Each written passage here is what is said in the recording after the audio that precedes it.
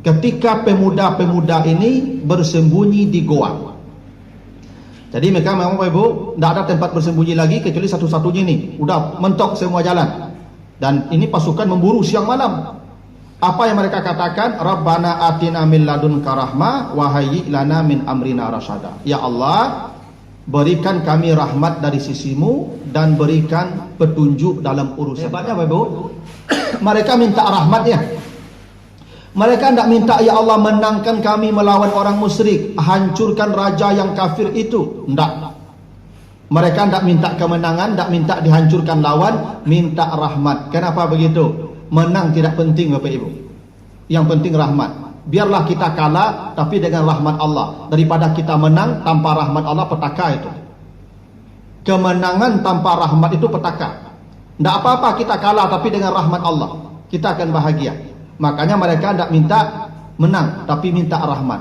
Dan rahmat ini yang paling penting Bapak Ibu. Karena rahmat ini, dengan rahmat ini kita akan merasakan ketenangan hati walaupun masalah terlalu berat.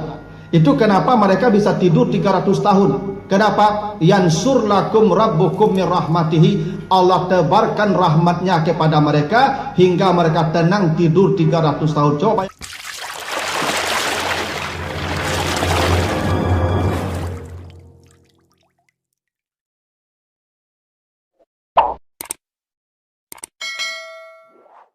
Assalamualaikum warahmatullahi wabarakatuh. Alhamdulillahirabbil alamin. Shalatu wassalamu ala asrafil anbiya'i wal mursalin wa ala alihi wa ashabihi ajmain. Bapak, Ibu-ibu, kaum muslimin jamaah subuh yang dimuliakan Allah, kembali kita bersyukur pada Allah atas segala karunia-Nya. Salawat dan salam untuk Nabi kita Muhammad sallallahu alaihi wasallam. Bapak Ibu yang saya muliakan, pagi ini kita akan bahas surat Al-Kahfi, surat yang ke-18, ayat yang ke-9 sampai ayat yang ke-26. Di mana surat Al-Kahfi ini ayat 9 sampai 26 adalah ayat yang menjelaskan tentang kisah yang disebut dengan Ashabul Kahfi. Ya, beberapa pemuda yang beriman yang ditidurkan Allah di dalam goa karena menyelamatkan keimanan mereka. Mereka tidur selama 300 tahun. Yang cerita mereka disebutkan di surah Al-Kahfi ini, yang nama mereka tidak disebutkan, tapi mereka disebut saja dengan Ashabul Kahfi. Kata Allah, am hasibta anna ashabal kahfi warrakim, ya, kanu min ayatina ajaba. Itu ayat 9-nya itu, mereka disebut dengan Ashabul Kahfi. Nah, bagaimana cerita mereka? Sebelum kita bahas ayat ini, kita lihat cerita mereka dulu. Ashabul Kahfi ini Ibu adalah pemuda, ya. Mereka disebut dengan fityah. Kalau dilihat ayat 10-nya nanti, ya, is awal fityatu ilal kahfi. Jadi mereka disebut fityah. Fityah itu usianya 15 sampai 20 tahun. Jadi sebagian sejarawan mengatakan usia mereka rata-rata 17 tahun. Kalau sudah di atas 20 tahun itu namanya rajulun, ya. Nah, tapi kalau fityah itu 15 sampai 20 tahun. Nah, mereka ini Bapak Ibu ditidurkan Allah, ya, selama 300 tahun. Walaupun 300 tahun itu hitungan Samsiyah. Hitungan Kamariahnya 309. Itu kenapa kalau Ibu baca di surat di ayat 26-nya, berapa lama mereka tidur di goa itu, kata Allah, mereka tidur itu salah sami'atin sinina wazdadu tis'a. Mereka tidur di goa itu 300 tahun tambah 9. Jadi bukan 309, 300 tahun tambah 9. Kenapa pakai kata tambah? Wazdadu. Karena 300 tahun itu hitungan Samsiyah, 309 hitungan Kamariah. Kalau mau menghitung dengan Kamariah, tambah 9 tahun lagi. Karena jumlah hari Samsiyah dan Kamariah itu beda 11 hari setiap tahun. Itu maka Ramadan maju terus tuh. Ya, Samsiyah itu jumlah harinya 365, Kamariah itu 354. Jadi setiap tahun beda 11 hari. Kalau setiap tahun beda 11 hari, 33 tahun setahun bedanya. Karena 33 kali 11 itu 363. Jadi kalau 33 tahun itu jumlah bedanya setahun, maka kalau 100 tahun 3 tahun. Kalau 300 tahun 9 tahun. Itu kenapa mereka tidur itu kata Allah 300 tahun tambah 9 tahun. Jadi Nabi Muhammad itu usia beliau 63 tahun itu qamariyah. Kalau samsiahnya 61 tahun. Tahu ya? Karena bedanya ada 11 hari dan setiap 30 tahun itu jadi beda 1 tahun. Jadi mereka itu ditidurkan kata Allah selama 300 tahun. 309 kalau dihitung dengan qamariyah. Nah, Bapak Ibu, jumlah mereka ya memang tidak tegas disebutkan Allah. Kalau Bapak Ibu baca di ayat yang ke-22-nya, kata Allah mereka itu jumlahnya 3, 4 dengan anjing, 5, 6 dengan anjing, 7, 8 dengan anjing. Kenapa Allah tidak menyebutkan jumlah pasti 7, 8 dengan anjing titik? Karena ayat ini turun menjawab pertanyaan orang-orang yang ingin menguji kenabian Nabi Muhammad. Ini orang-orang ini ingin mempermalukan Nabi, ingin membuktikan Nabi ini palsu, bukan Nabi. Maka mereka bertanya ke orang Yahudi, bagaimana membuktikan Muhammad itu Nabi? Maka kata orang Yahudi, ya orang-orang ahlul kitab itu kan mereka paham ya tentang informasi masa lalu. Maka kata mereka, ini utusan Quraisy nih, tanyakan ke Muhammad itu 3 hal. 1, tanyakan kepadanya tentang Zulkarnain. 2, tanyakan kepadanya tentang ruh. 3, tanyakan kepadanya tentang Ashabul Kahfi, jumlah mereka. Nah, khusus Ashabul Kahfi ini, kalau Muhammad mengatakan nanti jumlahnya 7 dan 8 dengan anjing, atau menyebutkan jumlah pasti, maka dia nabi palsu, dia bukan nabi. Karena dalam informasi mereka, dalam pengetahuan mereka, jumlah Ashabul Kahfi itu 3, 4 dengan anjing, 5, 6 dengan anjing, 7, 8 dengan anjing. Itu dalam pengetahuan ahlul kitab, orang-orang Yahudi. Kenapa ayat ini tidak menyebut pasti? Karena ayat ini turun untuk menyesuaikan jawaban dengan keinginan sang penanya. Itu kenapa jawabannya 3, 4, 5, 6, 7, 8. Tidak pasti. Tetapi ada isyaratnya. Isyaratnya Ashabul Kahfi itu jumlahnya 7 orang, 8 dengan anjing. Kenapa begitu? Coba Bapak Ibu perhatikan redaksinya baik-baik ayat yang ke-22 itu. Mereka jumlahnya yakuluna 3, 4 itu naat, salah satun rabi'uhum kalbuhum. 3, 4 dengan anjing itu jumlahnya na'tiyah namanya, na'at. 5, 6 juga na'at. Khamsatun sadisuhum kalbuhum, na'at juga. Tapi 7, 8 pakai waw, waw ataf. Sab'atun wasaminuhum kalbuhum, pakai wa ya. 3, 4 tidak ada wa. 5, 6 tidak ada wa. 7, 8 pakai wa. Sab'atun wasaminuhum. Dalam kaidah bahasa, ataf itu lebih kuat maknanya dari na'at. Maka dari kaidah bahasa itu dipahami jumlah mereka diisyaratkan Allah 7 orang, 8 dengan anjingnya. Nah, itu jumlah mereka. Nah, Bapak Ibu, mereka ini bangun dari tidur mereka 150 tahun sebelum Nabi Muhammad lahir. Jadi mereka bangun tidur itu ya 150 tahun sebelum Nabi Muhammad lahir. Jadi kalau Nabi Muhammad lahir 570, berarti mereka bangun tidur itu sekitar 420 Masehi. Kalau tidur mereka itu 300 tahun, berarti mereka tidurnya mulai 120 Masehi. Kalau Nabi Isa itu diangkat usia 30 tahun, berarti mereka tidur di gua itu 90 tahun setelah Nabi Isa diangkat. Nah, mereka ini Bapak Ibu adalah pengikut ajaran Nabi Isa yang lurus. Tapi mereka kemudian hidup di wilayah yang dimana rajanya musyrik. Mereka hidup di satu tempat wilayah namanya Apases. Apases itu di Syria sekarang, di Sam sekarang. itu berada di wilayah kekuasaan Romawi. Jadi ceritanya mereka hidup di wilayah negeri yang rajanya musyrik. Dan raja ini memaksa semua rakyatnya musyrik. Maka dibikinlah sebuah ideologi tunggal, yang rakyat tidak boleh berbeda dengan raja, semua ikut dengan aturan raja, termasuk soal akidah, keyakinan. Maka 7 pemuda ini tetap bertahan dalam keimanan yang lurus, ya, mengikuti ajaran Nabi Isa yang lurus yang ada dalam Injil yang belum diubah. Itu makanya mereka disebut innahum fityatun amanu bi rabbihim.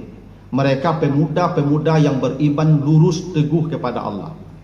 Nah, mengetahui ada 7 orang pemuda yang tak mau tunduk kepada aturan negara, kepada ideologi negara, maka kemudian negara menjadikan mereka musuh.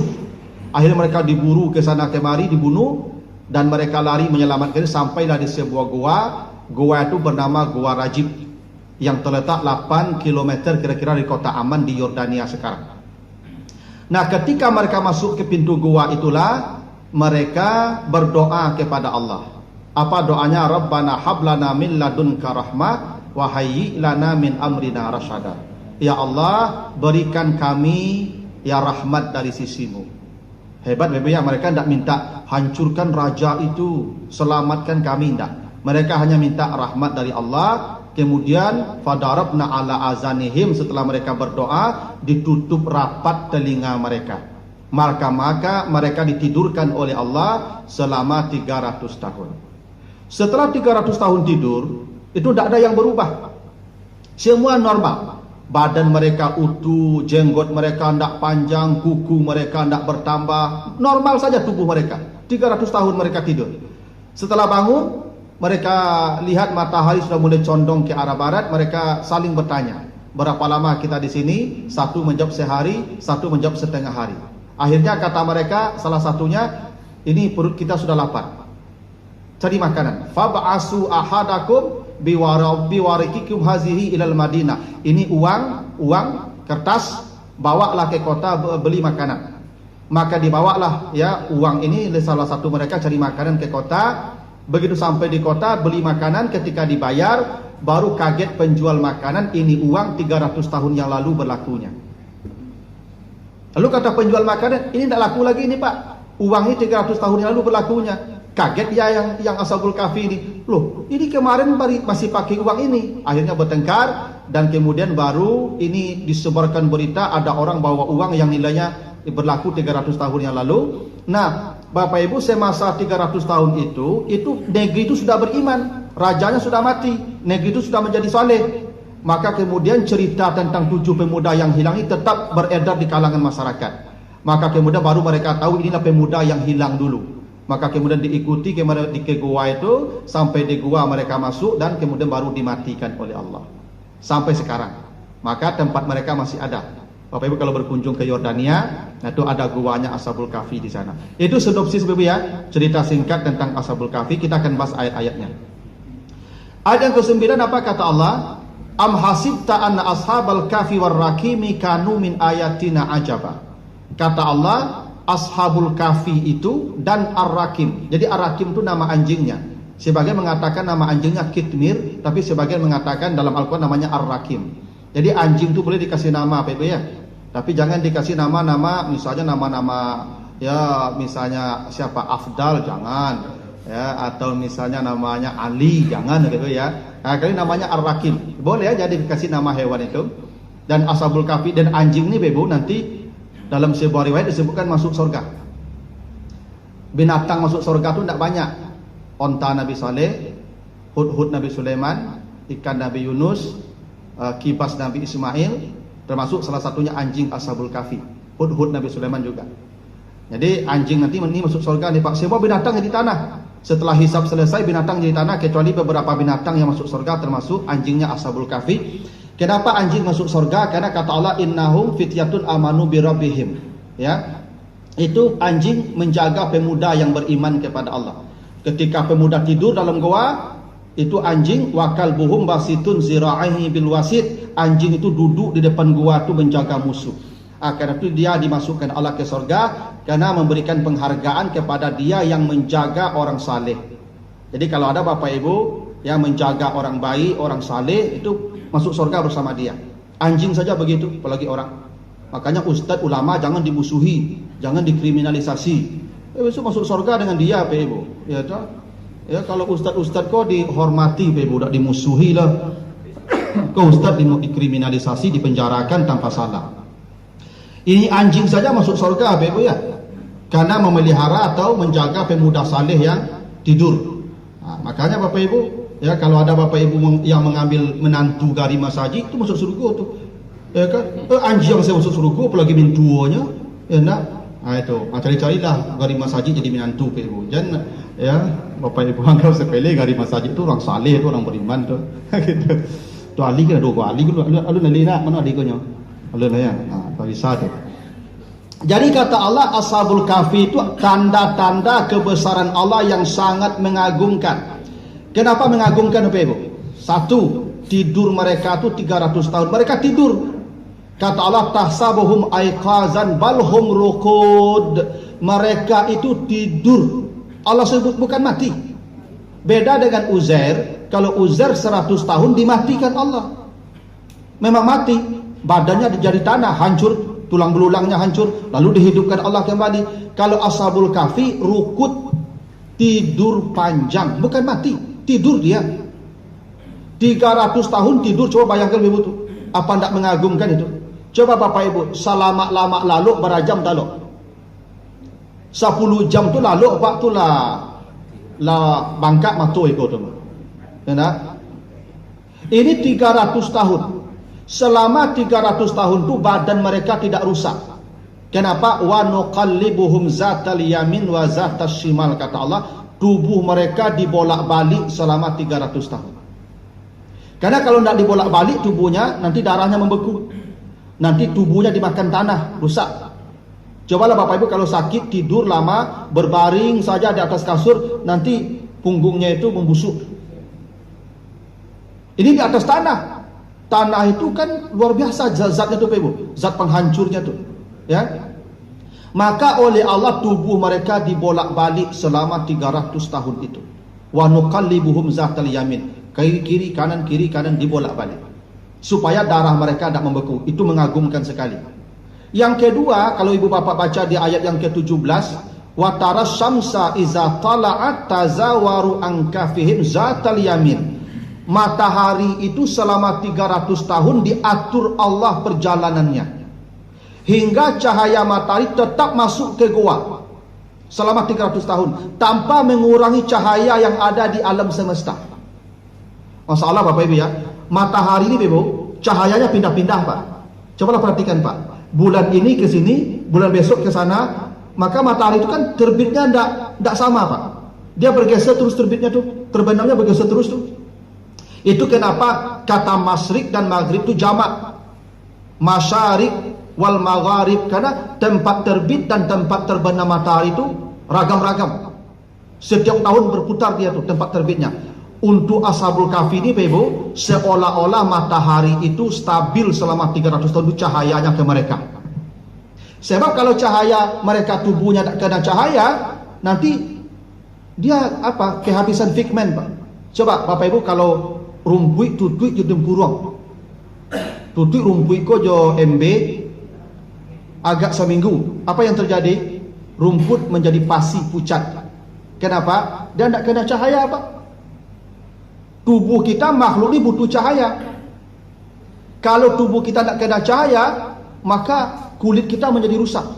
Itu kenapa orang-orang Skandinavia itu Pak, orang-orang Eropa Utara itu baku albino. Kenapa albino tubuh mereka Ibu? Putih mereka tuh tidak baik bentuknya karena mereka kekurangan cahaya di sana. Di Eropa Utara tuh Ibu cahaya matahari mungkin sejam 2 jam saja Pak. Itu maka tubuh mereka begitu bentuknya tuh Pak. Mereka kekurangan pigmen. Maka selama 300 tahun itu Ibu, matahari oleh Allah diatur jalannya sehingga cahaya stabil selama 300 tahun menembak itu ke lubang gua.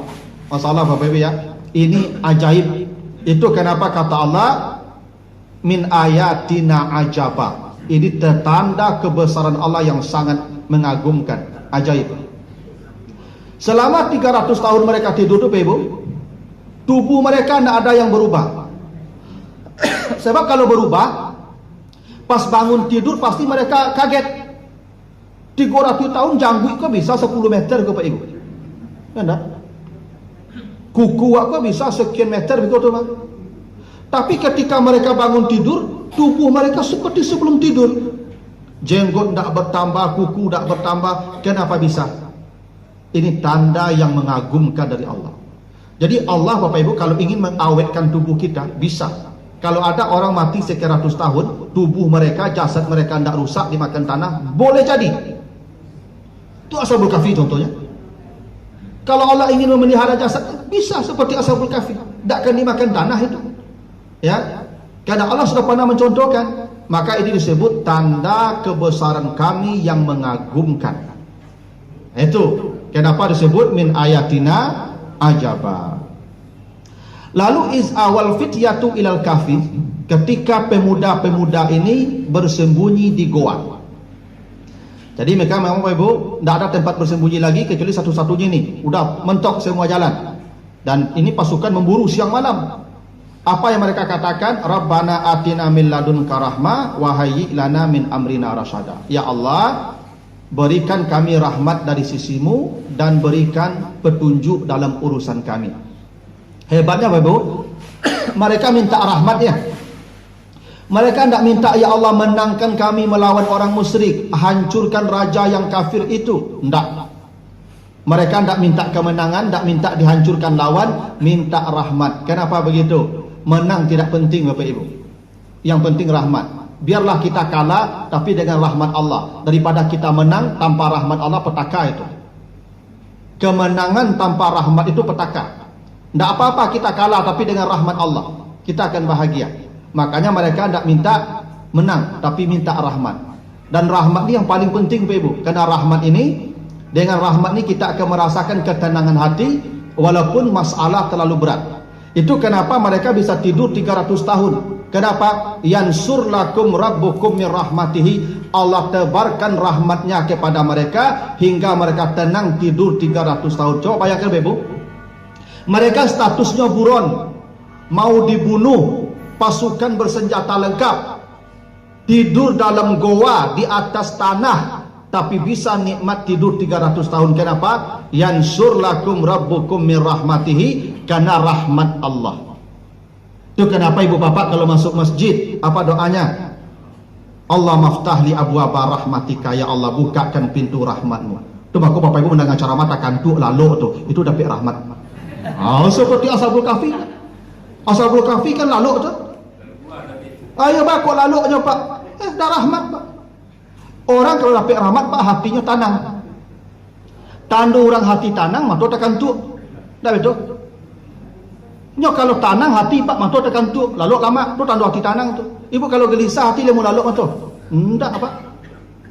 Makanya mendengar ceramah aku, ambo dah heran pak, mangga kok banyak orang tak kalau dapat rahmat. Itu tandanya pak. Itu makanya duduk saja pak, menyanda. Oh, tak jo bantah ke lo pak, menyanda kata enggak kan no. Sakancangku ustaz mengecek jomik ah. Saramiku orang nu lalu tu pak. Itu tak sembarang orang tu pak. Itulah orang pilihan tu pak. Itu orang-orang yang sudah dapat rahmat. Jadi jangan berang lo pak kalau jamaah aku tak kalau dengan ceramah pak. Itu tanda rahmat Allah disebarkan ke mereka tu. Yansur lakum rabbukum min rahmatihi. Kan bapak ibu buka pintu masjid minta rahmat tadi. Tanda dapat rahmat apa? Hatinya tenang seperti Ashabul Kahfi. Walaupun dia buron negara, walaupun dia dimusuhi, hendak dibunuh, tapi bisa tidur nyenyak. Kenapa? Hati sudah tenang. Rahmat ditebarkan Allah. Itu makanya bapak ibu kalau ada pengajian di masjid itu datangi. Minimal pelaluk saya ke situ. Itu rahmat pak. Kalau tidak amu lalu bapak ibu dulu bapak ilah ke masjid dengan ceramah. Tak kaluk mereka dong. Rahmat pak. Besar rahmat Allah di sini pak. Itu makanya tidak salah doa masuk masjid itu tu. Ya Allah maftahli abwaba rahmatika. Nah itu ibu sampai ayat 10 dulu ya. Ini sampai ayat 26 ibu ah. Ada 20 sampai ayat itu kan. Panjang situ tu. Besoklah lanjutkan kalau ada pertanyaan saya persilakan waktu kita cuma 20 menit.